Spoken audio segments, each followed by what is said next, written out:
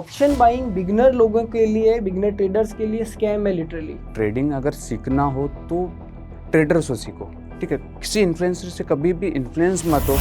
Trading के अंदर सिर्फ और सिर्फ आपको 2-3 चीज़ों पे ही मेन फोकस रखना है। एक चीज़ मैं आपको और बोलना चाहूँगा, ठीक है, आपको बुरा लग सकता है बट मेरे को बोलना है।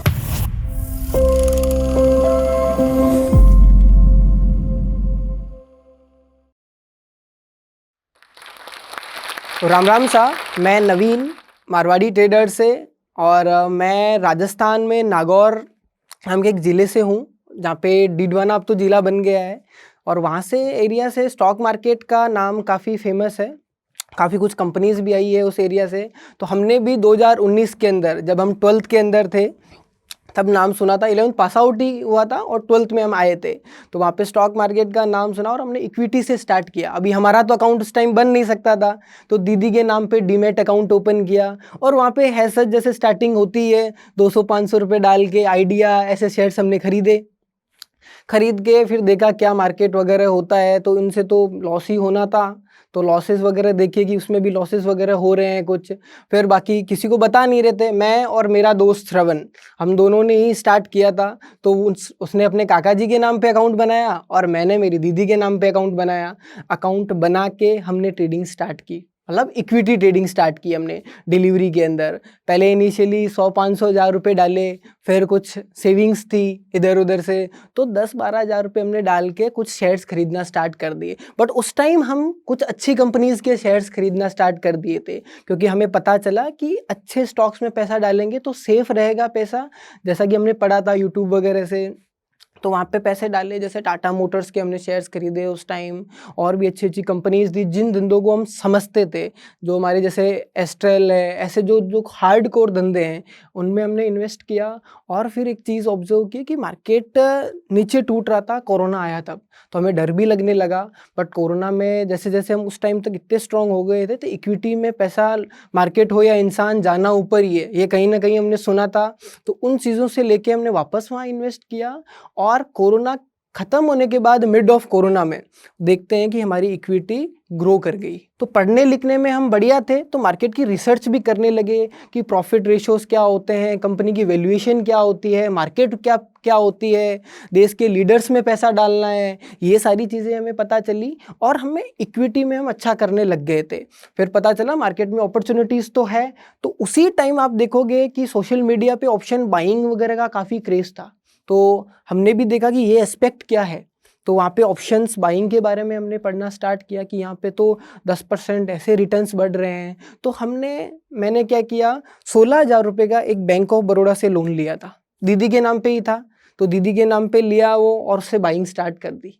थोड़े रुपए मैंने श्रवण को दिए और उसने अपने अकाउंट में चालू की, और मैंने मेरे अकाउंट में चालू की। चालू करते ही थोड़ा थोड़ा प्रॉफिट होने लगा।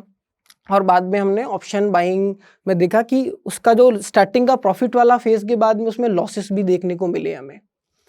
तो लॉसेस, पहला प्रॉफिट हमें हुआ था आई थिंक 500-700 रुपये का, ठीक है। तो वो 500-700 रुपये के बाद में हमें वाह 10,000 रुपये से 500-700 बन रहे हैं, तब तो मतलब महीने के 15,000 रुपये होने लग गए। सेम वही आपकी तरह हमें भी ऐसा लगा कि हाँ ऐसा प्रॉफिट बनेगा यहाँ पे।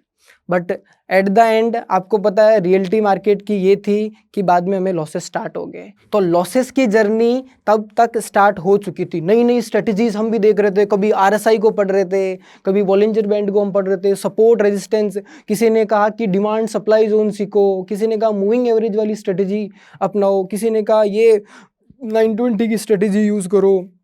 स्ट्रेटजीज यूज़ करने लगे, 16,000 रुपये का कैपिटल चला गया था। फिर नेक्स्ट एक 50,000 का कैपिटल मैंने मेरी मासी से लिया, उसको फिर हमने क्या किया, स्टॉक्स के अंदर इंप्लीमेंट करना स्टार्ट किया, स्टॉक के ऑप्शन से। उस टाइम हम निफ्टी, बैंक निफ्टी में ऑप्शंस में ट्रेड कर रहे थे। फिर हमने स्टार्ट किया स्टॉक्स के अंदर देखा कि वहाँ पे भी लॉसेस हो रहे हैं। रीज़न था थीटा डीके। सबसे बड़ा दुख तब हुआ कि जब मार्केट हमारी साइड में जा रहा है तब भी हमें लॉस हो रहा है। ऑप्शंस बाइंग हम कर रहे थे, जैसे 3 एस्पेक्ट होते हैं मार्केट के, या तो मार्केट ऊपर जाएगा या नीचे जाएगा या साइडवेज हो जाएगा। जब मार्केट हमारी साइड में जा रहा है तब भी हमें प्रॉफिट नहीं हो रहा है, क्योंकि वो साइडवेज होके जा रहा है। मार्केट अगेंस्ट जा रहा है तो प्रीमियम जीरो हो जा रहे हैं, ऑटोमेटिक वहीं पे रुक रहा है, तब भी लॉसेस हो रहे हैं। समझ में ही नहीं आ रहा करें क्या, स्ट्रेटेजी को फॉलो कर रहे हैं प्रॉपर जैसा जैसा हो रहा है तब भी, बट ऑप्शंस का बिहेवियर नहीं सीख रहे थे हम। 50,000 के डेप्थ के बाद में 3 लाख मैंने मेरे पापा जी से लिए। किस नाम पे? कि मैं जयपुर हूँ, अभी मेरे को आपसे कुछ नहीं चाहिए होगा, कॉलेज वगैरह में मेरा कर लूँगा, मेरे एक्सपेंसेस वगैरह सारे मैं उठा लूँगा। तो हमने 3 लाख रुपए से फ्रेश ट्रेडिंग स्टार्ट की कि अभी हमें फ्रेश ट्रेडिंग करनी है एकदम। वहाँ पे प्रॉपर मैं और ये एक पीजी में थे जयपुर, और जयपुर से हम उस पीजी में ही बैठे रहते थे 15-16 घंटे, कॉलेज ही नहीं जाते थे। वहीं पे लैपटॉप हमारा एक डेल का पुराना सा लैपटॉप था, वहाँ पे सपोर्ट रेजिस्टेंस ड्रॉ करते थे, नई नई स्ट्रेटेजीज आरएसआई की ये करते हैं, ये बोलता था चलो मूविंग एवरेज को करके देखते हैं। उसमें कहीं ना कहीं बहुत सारी गलतियां थी जो मैं आपको बताऊंगा कि क्या गलतियां थी जो हम उस टाइम कर रहे थे। ऑप्शन सेलिंग से हम कैसे इंट्रोड्यूस हुए, consistency, risk management, over trading, ये जो सेल्फ कंट्रोल है, ये चीज़ें बताते सारे लोग हैं कि ये करने से प्रॉफिटेबल बन जाओगे, पर इन्हें अप्लाई कैसे करें? मेन तो वो होगा ना, ये रास्ते मेहनत करूंगा तो मुझे सक्सेस मिलेगी पता है, बट वो मेहनत किस डायरेक्शन में करनी है यही पता नहीं थी ना।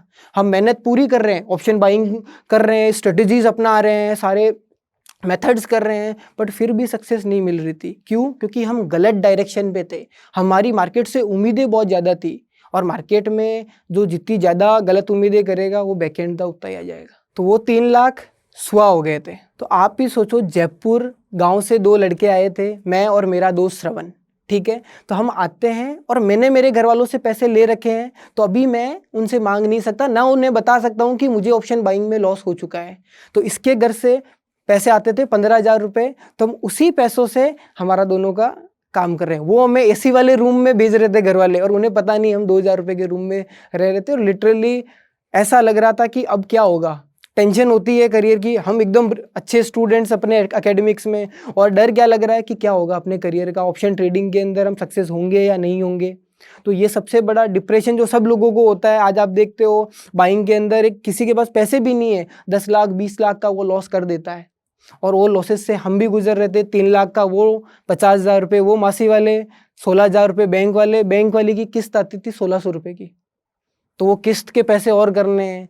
तो ये सारी चीज़ों से एकदम परेशान होते हैं ना, कि परेशान से हो गए थे कि अब करना क्या है, टूट से गए थे। और होता है ना, एज भी क्या थी मेरी उस टाइम, आप मान के चलो 12th पास करके एक गाँव से बच्चा आया है, उसको शहर का माहौल ही नहीं पता है, शहर में माहौल क्या हो रहा है, उन चीज़ों से भी बाहर, कॉलेज नहीं जा पा रहे हैं टाइमली, और दोस्त लोग फ़ोन कर रहे हैं कि ये वो, ऊपर से ताने। जब इन जैसी चीज़ों में लॉस कर देता है ना, तो दोस्त लोग ही कह देते हैं आयो बड़ो ट्रेडर बनबा, ले बनगो के ट्रेडर।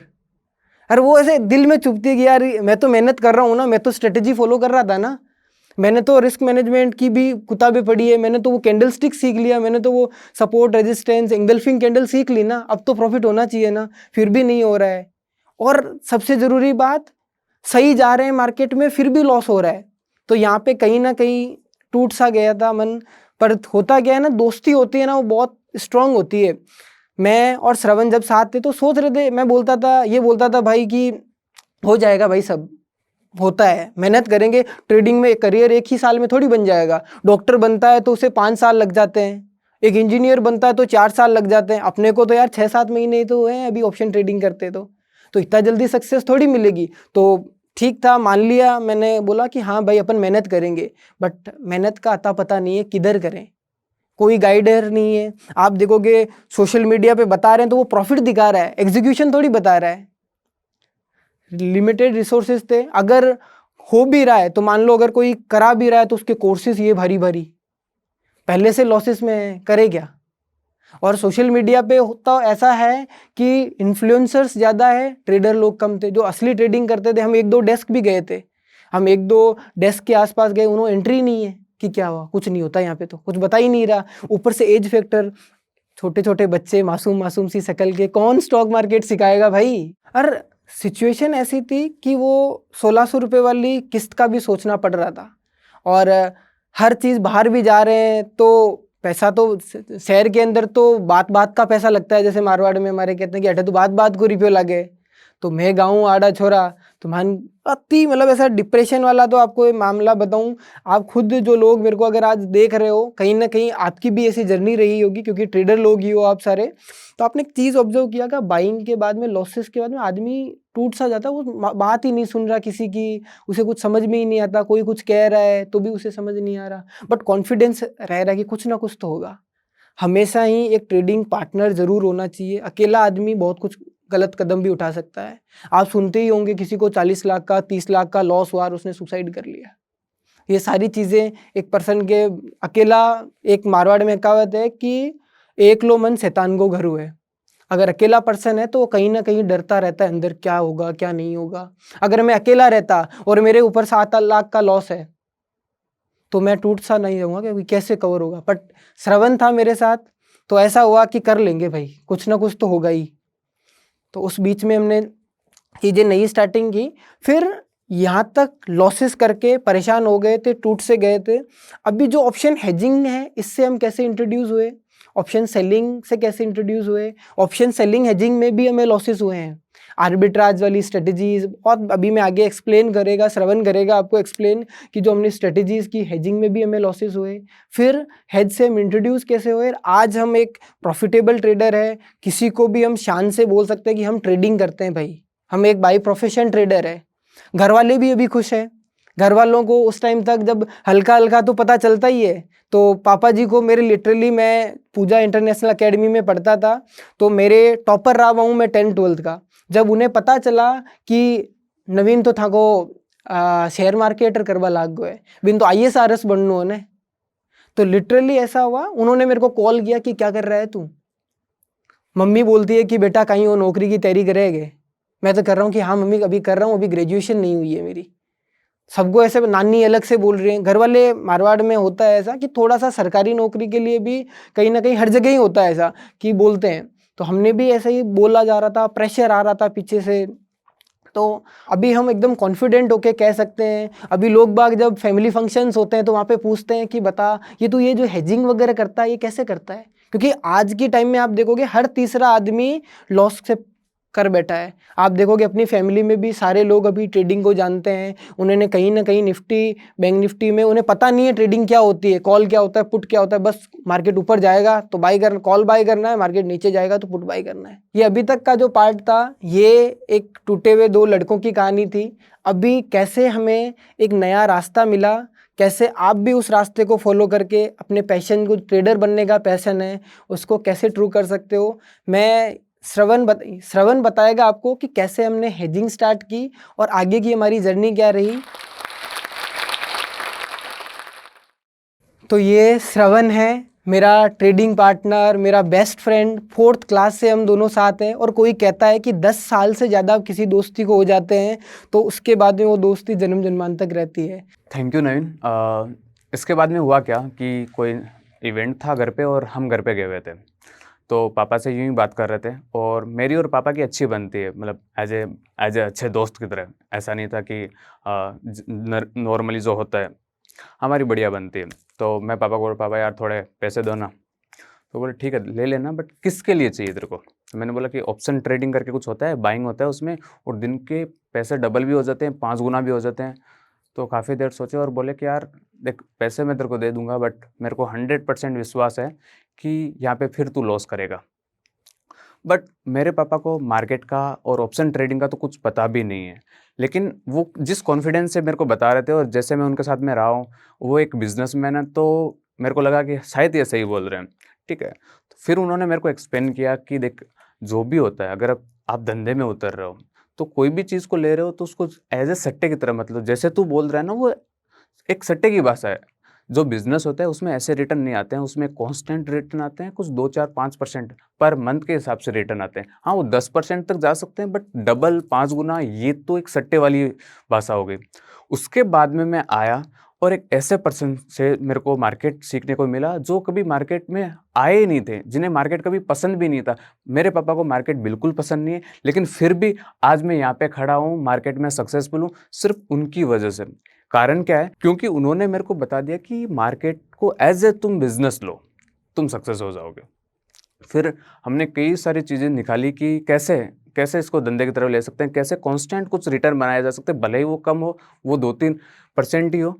तो फिर हमारे सामने आया सेलिंग, और धीरे धीरे हमने सेलिंग स्टार्ट की, और सेलिंग में भी स्टार्टिंग फेज में हमें वापस वही ड्रॉबैक्स मिलने लगे जो पहले मिल रहे थे, जैसे बाइंग में मिले। क्योंकि 8 10 दिन प्रॉफिट होता था और एक दिन लॉस हो जाता, और वो एक दिन 8 10 दिन के प्रॉफिट सारा एक साथ ही लेके चला जाता था। उसके बाद में हम और इनहांस करते गए उसको, और एक टर्म है ऑप्शन हेजिंग।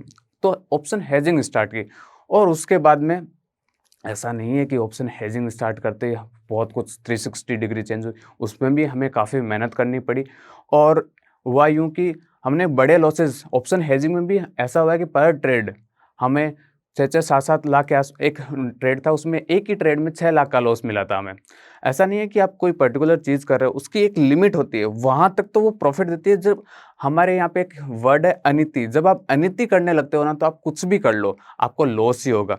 लेकिन हमने कुछ जैसे अभी नवीन सर बता रहे थे कि ट्रेडिंग में आपकी साइकोलॉजी मैटर करती है, और उससे भी ज़्यादा मैटर करता है रिस्क मैनेजमेंट। तो अगर आप रिस्क को तरीके से मैनेज कर लेते हो, तो हर चीज़ में आप प्रॉफिटेबल बन सकते हो। धीरे धीरे धीरे धीरे हम हमारी पर्सनैलिटी के अकॉर्डिंग हमारी स्ट्रेटजीज बनाते गए, और आज हम यहाँ पे खड़े हैं। अब एक इंटरेस्टिंग चीज़ आपको मैं बताता हूँ। नवीन और मैं 4th क्लास से साथ में हैं, जैसे उसने बताया।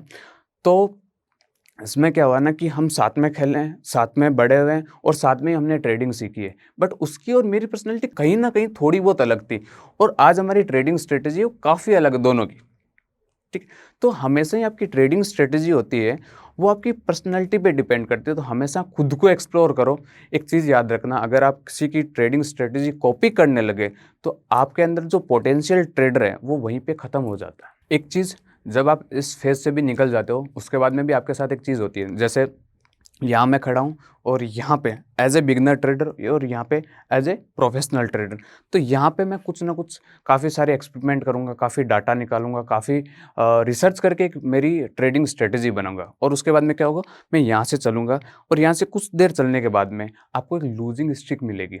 और वो कोई भी स्ट्रेटजी हो, कैसी भी स्ट्रेटजी हो, कितनी भी परफेक्ट स्ट्रेटजी आप बना लो, उसमें लूजिंग स्ट्रिक आपको हर स्ट्रेटजी में मिलेगी, क्योंकि स्टॉक मार्केट है। ऐसा नहीं है कि 100 ट्रेड लो और 100 के 100 आपके सही हो जाए। तो लूजिंग स्ट्रिक मिलेगी। और मोस्टली ट्रेडर, 95% ट्रेडर जो इस फेज से निकल जाते हैं, वो यहाँ पे आके लूजिंग स्ट्रिक वाले टाइम पे वापस घूम जाते हैं, और वापस एकदम जीरो से स्टार्ट करते हैं कि मैं तो नई स्ट्रेटजी बनाऊंगा। और ऐसा 4-5 बार होने के बाद में वो अपना होप ही खो देते हैं कि मार्केट में मैं ट्रेडर बन भी सकता हूँ क्या। अगर कोई ट्रेडर है, उसने ये लूजिंग स्ट्रिक क्रॉस कर ली, तो उसको प्रोफेशनल ट्रेडर बनने से कोई नहीं रोक सकता। आज हम हैं एज ए प्रोफेशनल ट्रेडर, हमारी स्ट्रेटजी है, काफ़ी सालों से ट्रेड भी कर रहे हैं, फिर भी साल में 1-2 लूजिंग स्ट्रिक लगती ही है। अब हम कंफर्टेबल हो गए उसके साथ में। शुरू में हम भी नहीं हुए थे, बट ये चीज़ आपको याद रखनी है कि लूजिंग स्ट्रिक लगेगी, खुद पे और अपनी ट्रेडिंग स्ट्रेटजी पे भरोसा रखना होता है, ठीक है? जब आप कोई स्ट्रेटजी आप बना रहे हो, तो क्या उसमें वर्स्ट हो सकता है, क्या बेस्ट हो सकता है, उसी टाइम पे देख लेना। जब यहाँ पे लूजिंग स्ट्रिक लग रही है, उसके बाद में आप देख रहे हो कि यार इसमें तो ये गड़बड़ है, वो गड़बड़, ये तो आपको पहले चेक करना चाहिए था ना। अब आप वापस जाओगे, शुरू से स्टार्ट करोगे, धीरे धीरे धीरे धीरे आपकी साइकोलॉजी खराब हो जाएगी, और आप स्ट्रेटेजी हंटर ही बनोगे, ट्रेडर नहीं बन पाओगे कभी भी। एक चीज़ और मैं मेरे पर्सनल एक्सपीरियंस से बताता हूँ।